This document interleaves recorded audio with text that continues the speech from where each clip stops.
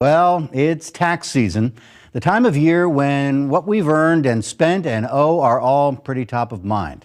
This morning, we are focusing on teaching young people about money. These days, it's still hit or miss. For years, the old saw about public education teaching the 3 R's, reading, writing, arithmetic.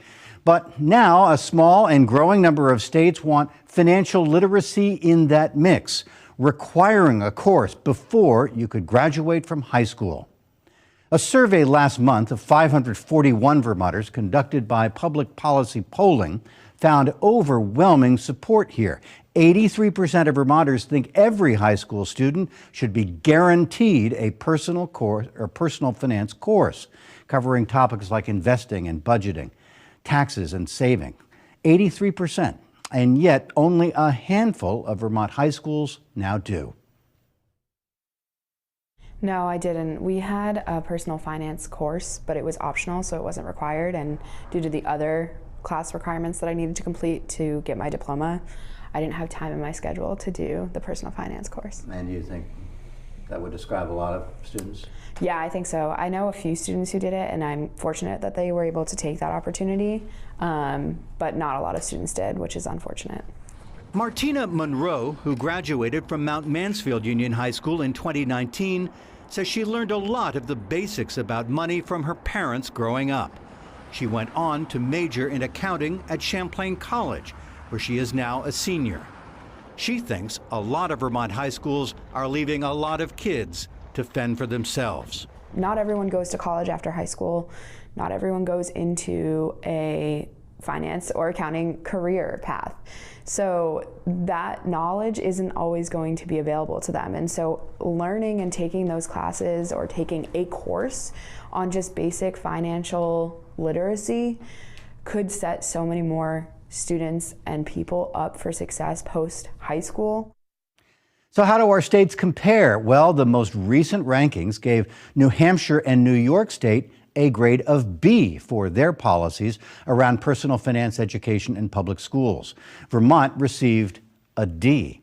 At Champlain College, they now train public school teachers interested in teaching this course in their classrooms. John Pelletier is the director of Champlain Center for Financial Literacy. With middle school, it's hard to know what's being taught, we have standards in this state. So there are financial literacy national standards that were approved by the State Board of Education. So every K through 12 school in our state should be teaching this topic somewhere. Mm-hmm. It's easier to measure what's going on with high schools because you can actually look at course catalogs.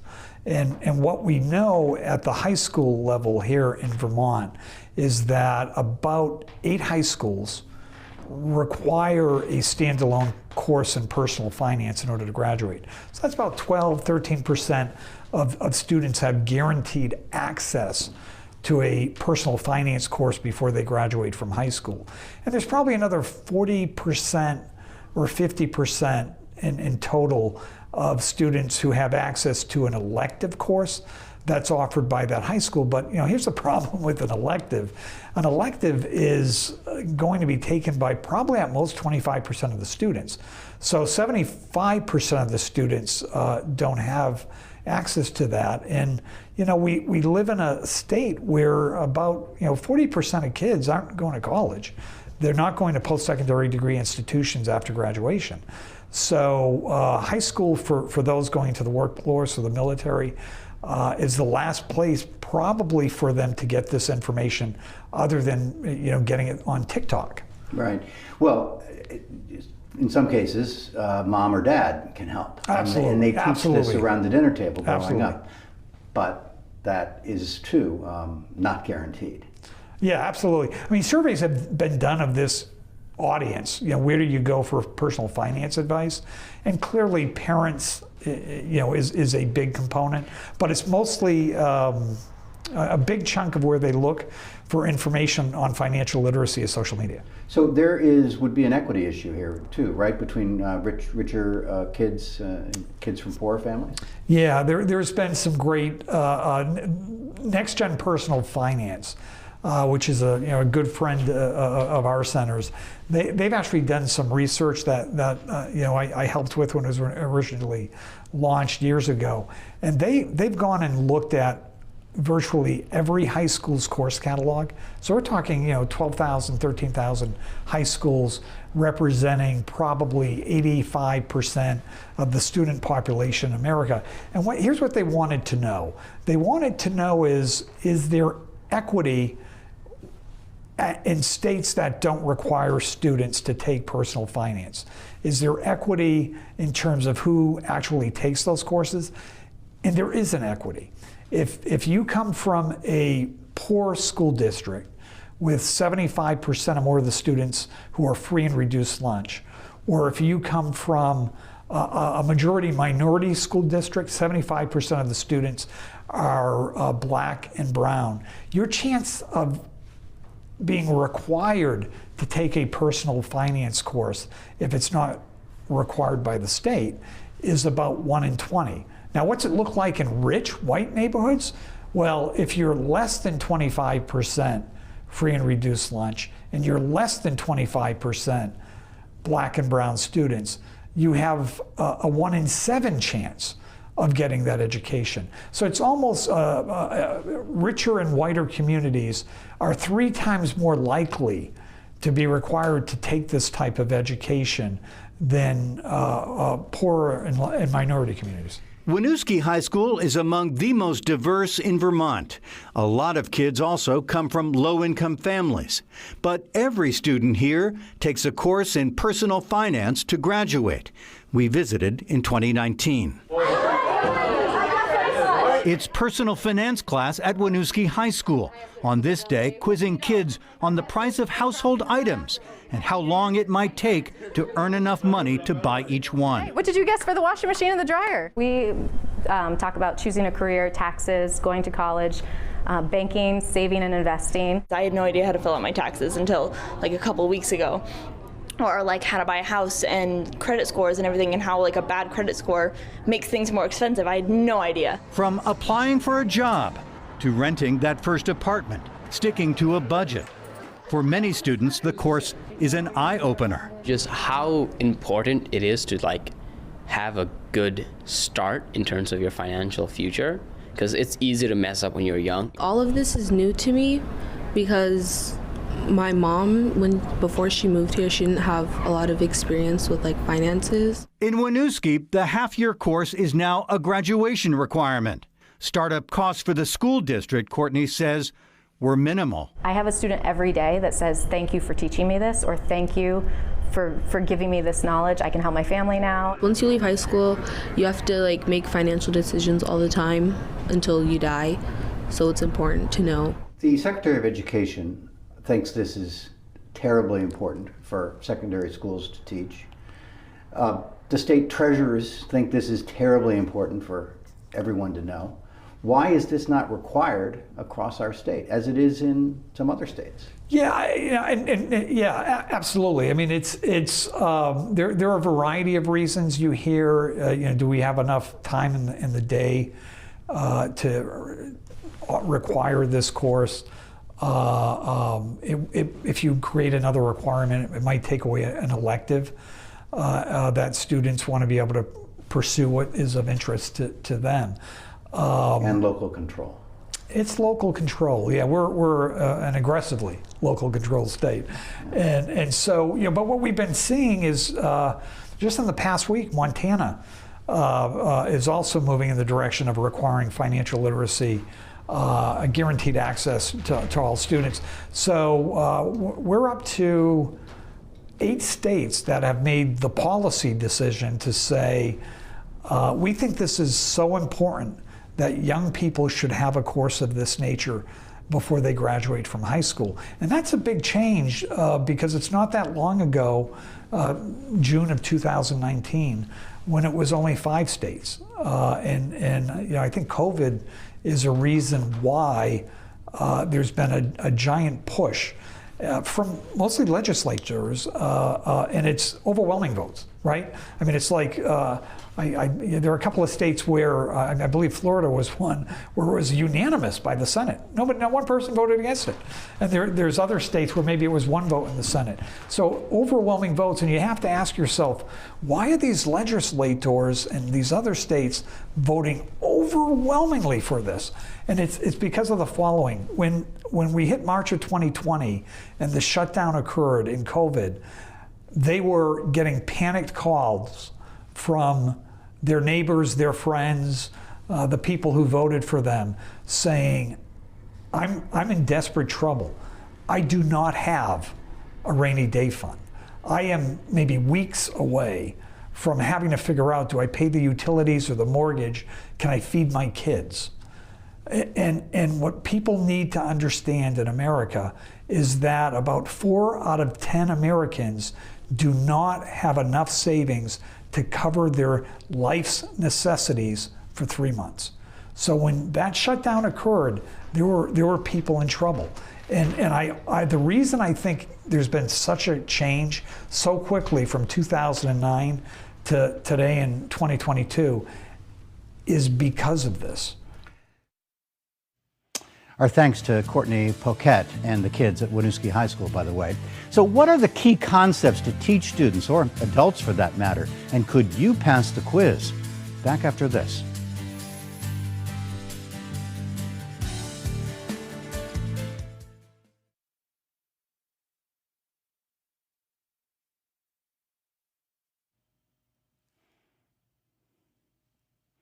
Aha, FINRA.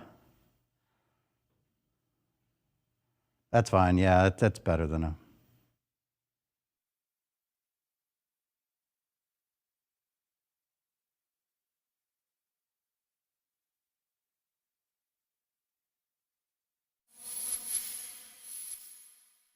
This morning, we're talking about a requirement for financial education in all Vermont high schools, and the new poll showing overwhelming majority support. The Agency of Education website features this statement from the secretary calling financial literacy a vital skill for young people to develop, saying it pays long-term dividends for our society. And yet, unlike neighboring states, fewer than 10 Vermont high schools make it a graduation requirement, according to Champlain College's Center for Financial Literacy. What could go wrong? When we're talking about financial literacy, what does that mean? It means a lot of things. So when you're talking about it for say, a high school student, they're about to make the most important decision of their life. Whether or not to enter the workforce, whether to enter military service, or whether to go to college. And if they're going into college, they've got to start thinking about what is probably the second biggest financial obligation they're going to take on other than their mortgage, right? And their credit scores are incredibly important. People are going to have credit cards, most of them. They're going to have mortgages. They're going to have automobile loans and leases. And the difference between a great credit score and a credit score that's so bad it's subprime, you're barely able to get credit, that can add up to hundreds of thousands of dollars over a lifetime in additional interest being paid to financial institutions. So we have to teach our kids what behaviors they need to maximize their credit score so they can minimize the cost of credit.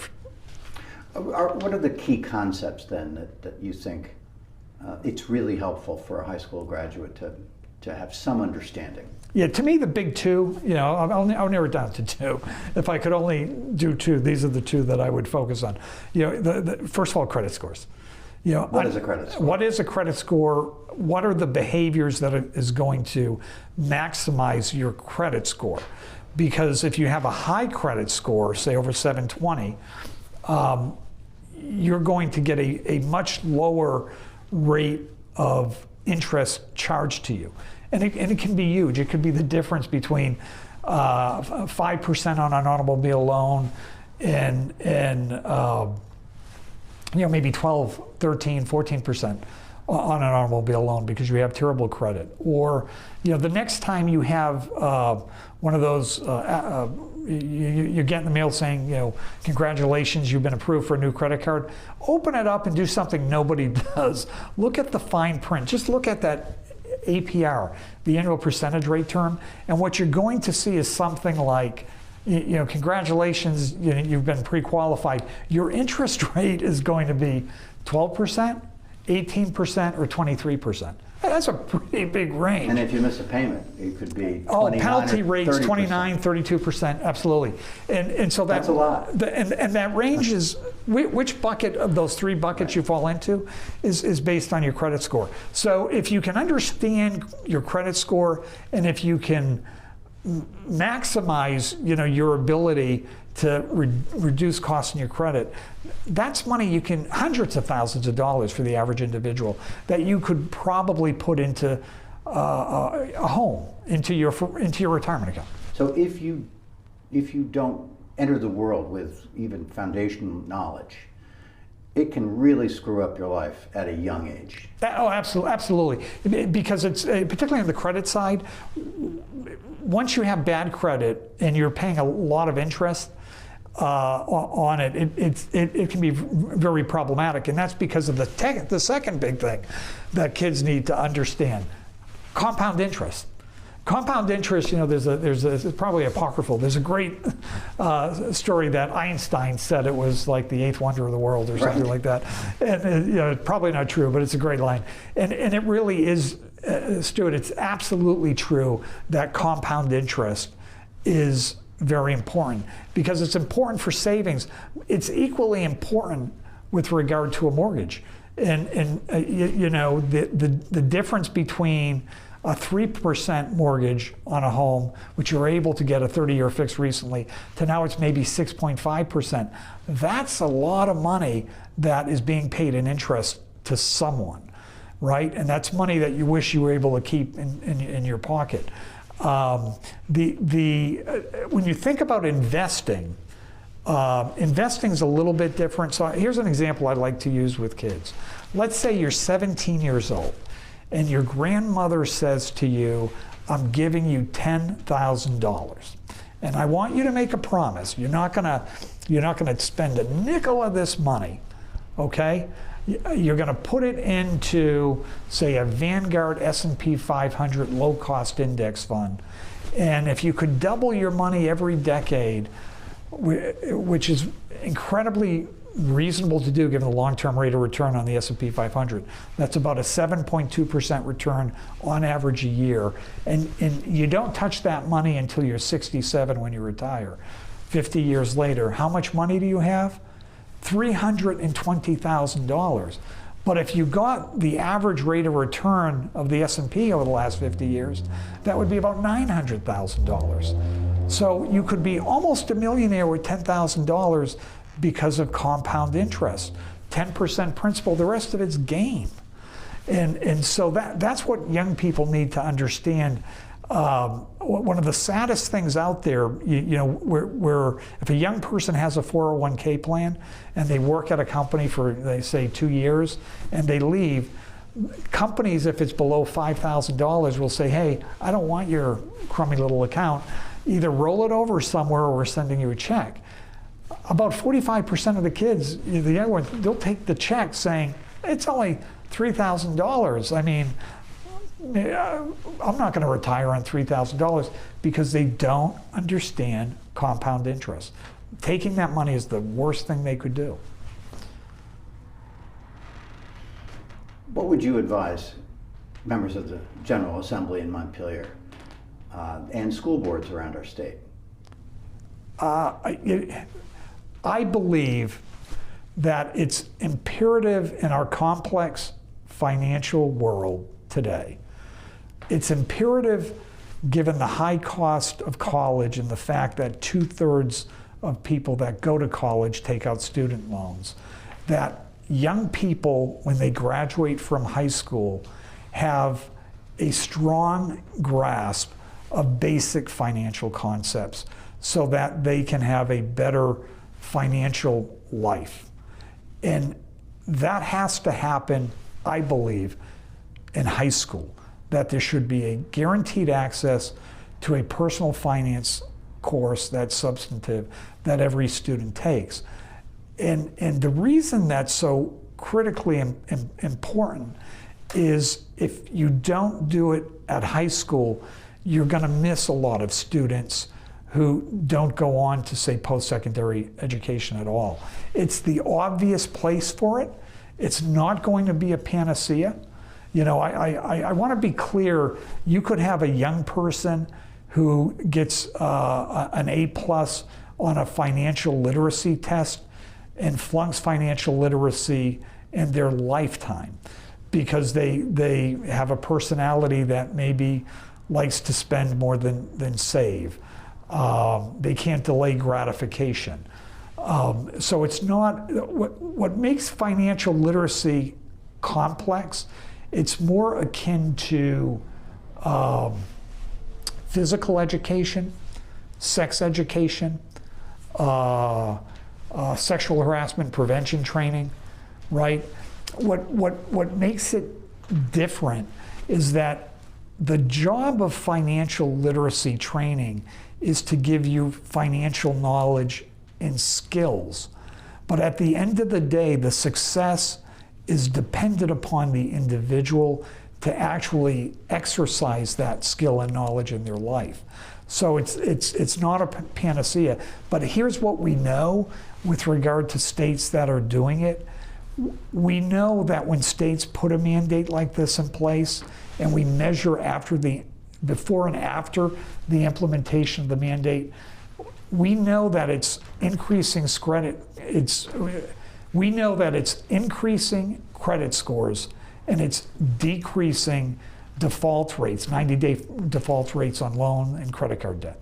So we know it works. There's all sorts of data. There's data showing better decision making when you have financial literacy on the types of loans you take out for college. For example, you maximize on certain types of loans, subsidized loans versus unsubsidized. And credit card debt's lower with students who come from states where they have this type of training guaranteed by the state. So the data just keeps increasing with study after study based on really robust data sets that behaviors change.